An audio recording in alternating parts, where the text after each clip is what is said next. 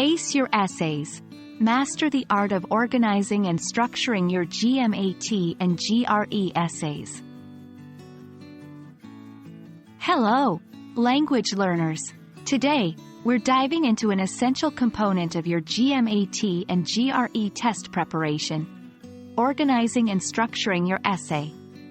Crafting an effective, well-organized essay can be a significant factor in acing your test, so let's get started.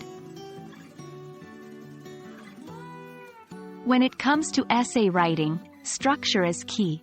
A well-structured essay will help communicate your arguments clearly, making it easier for the examiners to follow your thought process. This section will discuss the fundamental elements of a good essay structure and how it contributes to overall readability and coherence. In this section, we'll break down the traditional essay structure into its core components: introduction, body, and conclusion. Each part serves a unique purpose and is vital for delivering a strong, cohesive argument.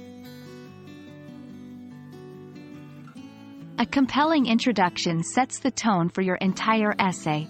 We'll explore tips for writing a hooking introduction that effectively presents your argument and engages your readers from the get-go. The body of your essay is where you present your main arguments and evidence.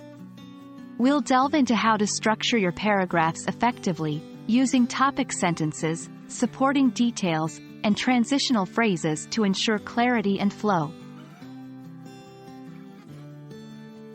Your conclusion is your final opportunity to leave a lasting impression on your readers. In this section, we'll cover how to summarize your main points and provide a powerful closing that reinforces your argument. Before you start writing your essay, it's crucial to have a plan.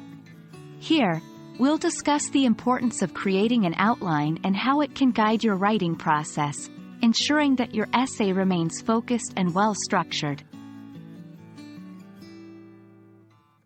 Writing a well-organized and structured essay is an essential skill, not just for your GMAT and GRE tests, but for any future academic or professional writing you may do.